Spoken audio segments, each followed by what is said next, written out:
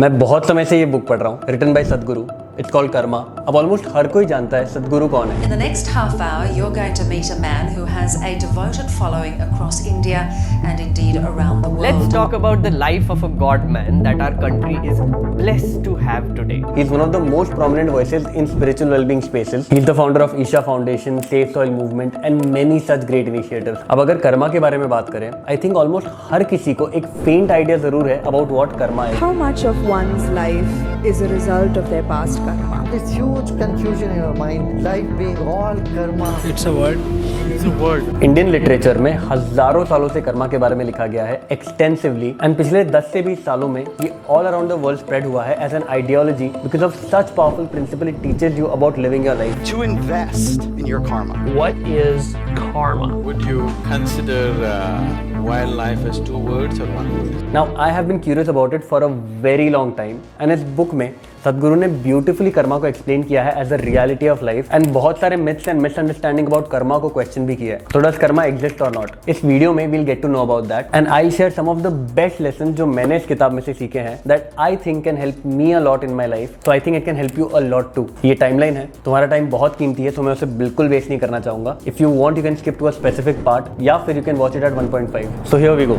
Karma as a word is derived from a Sanskrit word karman, जिसका मतलब है टू एक्ट, एंड बहुत सारे लोग ये भी मानते हैं that karman and karma are derived from a word kri, जिसका मतलब है टू डू। तो बाय वैदिक डेफिनेशन या etymology, karma as a word का मतलब है action, nothing too complicated, just action, and also by definition our own action, किसी और के नहीं, हमारे खुद के एक्शन। एंड यही चीज ब्यूटिफुली सदगुरु ने इस बुक में बताई है, which is in fact the first lesson that karma is not what is happening to you, it is how you respond to what is happening to you. बहुत सारे लोगों को ये मिसकंसेप्शन होता है दैट जो भी हमारे लाइफ में हो रहा है या हमारे साथ हो रहा है वो हमारा कर्मा है, and that is not necessarily true. Sadhguru beautifully puts it that majority of what is happening in our life और around us is life itself, यानी there are so many forces in nature जिन्हें हम देख सकते हैं, फील कर सकते हैं, समझ सकते हैं, बट उन्हें कंट्रोल नहीं कर सकते, एंड वो इसलिए परफॉर्म कर रहे हैं because there are 10,000 different realities जो उन फोर्सेस पर डिपेंड कर रही हैं या उन फोर्सेस को ड्राइव कर रही हैं। जैसे एक बड़ा ही सिंपल नाइफ सा एग्जांपल ले लो। मान लो तुम बारिश के मौसम में अपने घर से बाहर निकले, ये देखकर कि बाहर धूप है और तुम्हें छाते की जरूरत नहीं है। अपने डेस्टिनेशन के हाफ पे पहुंचते ही अचानक से बारिश हो गई और तुम भीग गए। अब बिना इंडिकेशन के बारिश होना और तुम्हारा उस बारिश में भीग जाना तुम्हारा कर्मा नहीं है। There are 10,000 forces that acted on it, या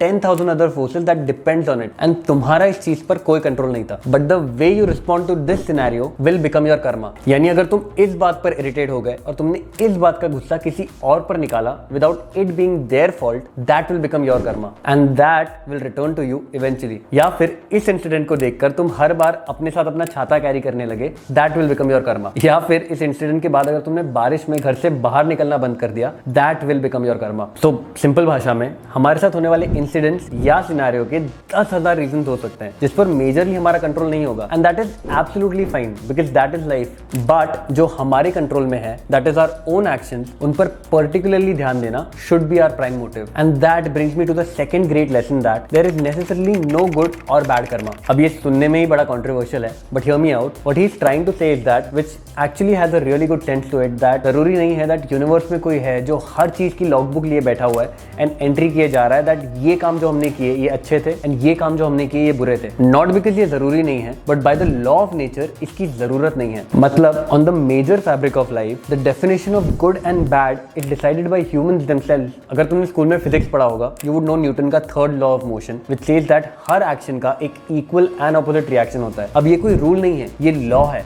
लॉ ऑफ फिजिक्स जो पूरे यूनिवर्स पर अप्लाई होता है। जैसे जब एक स्विमर आगे की तरफ स्विम करता है, वो इक्वल फोर्स ऑफ वाटर को पीछे पुश करता है, जिसके बिना उसका आगे मूव करना इम्पॉसिबल है। या जब एक रॉकेट आसमान में लॉन्च होता है, तब एक मैसिव फोर्स ऑफ पुश वो जमीन की तरफ फेंकता है to push itself away from land, away from gravity. या जब एक बॉल एक हार्ड सरफेस को हिट करता है, वो उसी इंटेंसिटी से बाउंस बैक करता है या फिर उस वॉल को क्रैक कर देता है। अब इनमें से कोई भी एक्शन को हम गुड या बैड का डेफिनेशन अलाइन नहीं करते। व्हाई? बिकॉज जरूरत ही नहीं है। ये सारे रिएक्शंस पॉसिबल हो पाए बिकॉज उनका एक्शन उस इक्वल रिएक्शन को को जस्टिफाई कर रहा था, बट ह्यूमंस में ऐसा नहीं है। We are complicated beings. हमें गुड और बैड का डेफिनेशन अलाइन करना पड़ता है हमारे एक्शंस के साथ, ताकि हम as a civilization rule set कर पाए, रूल्स जो हमें हेल्प कर सकें to create better order for ourselves in future. So good और बैड आर रूल्स और common perceptions we create for ourselves for a much stable and ordered society. अब मैं ये नहीं कह रहा हूं दैट मर्डर करना, क्राइम करना, चोरी करना गलत नहीं है, बिल्कुल गलत है। We have to name these things wrong to create boundaries for a better society. हम जानवर नहीं है, बट हमारे हर एक्शंस को तराजू की तरह गुड और बैड पर तोलने की जरूरत नहीं है, because that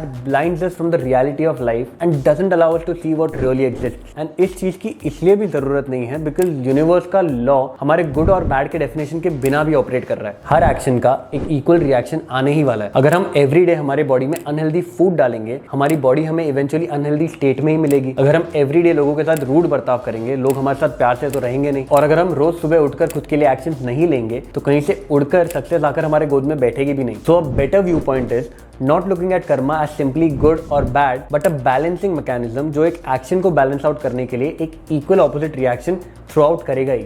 and the third lesson that I loved is that the only way to create a good karma या a favorable karma that brings you favorable results that you want is to do anything and everything with bliss। यानी हर वो काम जो हम अपना करें वो हम इसलिए करें बिकॉज वो काम करने में हमें मजा आता है या हमें खुशी मिलती है। और अगर वो काम करने में हमें खुशी नहीं भी मिल रही है बट वो काम करना जरूरी है, तो हम वो काम एटलीस्ट हंसते हंसते करें without the black entity of regret and complaining. Because जब हम उस नेगेटिविटी से या उस मैलिस से हमारा काम करते हैं, we put ourselves into that negative energy state, या ईस्टर्न साइंस में जिसे कहते हैं negative vibration state, which ultimately takes us away from the results that we want, या फिर attracts more negative energy into our life. खुद ही सोचकर देखो, एक बहुत सिंपल एग्जांपल, इमेजिन तुम्हारे कॉलेज में दो इंसान है, एक जो हमेशा हंसता है, मुस्कुराता है, लोगों को खुश रखता है, खुद खुश रहता है, एंड दूसरा जो हमेशा उदास होता है, लोगों में नेगेटिविटी देखता है, चिढ़ता है या गुस्सा करता है। अब तुम ही बताओ, तुम किसके साथ रहना पसंद करोगे? ऑफ कोर्स तुम्हारा आंसर बट ऑब्वियस है, बट क्या वो खुश इंसान खुद उस सैड इंसान के साथ रहना पसंद करेगा? बिल्कुल नहीं। In fact he will go out and look for more happy people like him. You attract what you are or what you project. So when your karma projects happiness, when your actions project happiness, you attract happiness. But when you project pain, you attract pain. एक बहुत beautiful example है इस book में that I absolutely love. that अगर तुम जमीन पर शक्कर गिरा दो तो वही चीजें अट्रैक्ट होगी जिन्हें शक्कर पसंद है। चींटियां। अगर तुम जमीन पर फूल गिरा दो तो वही चीजें अट्रैक्ट होगी जिन्हें फूल पसंद है, तितलियां या मधुमक्खियां। बट अगर तुम जमीन पर गोबर गिरा दो तो वही चीजें अट्रैक्ट होगी जिन्हें गोबर पसंद है, मक्खियां। So the only way to attract happiness is to project happiness. Your karma, your actions bring to you or attract to you the relevant results. Thank you so much for watching. अगर video पसंद आया है, make sure you hit the like button. And I think you must check out the productivity video too. I think you will like it. See you in the next video.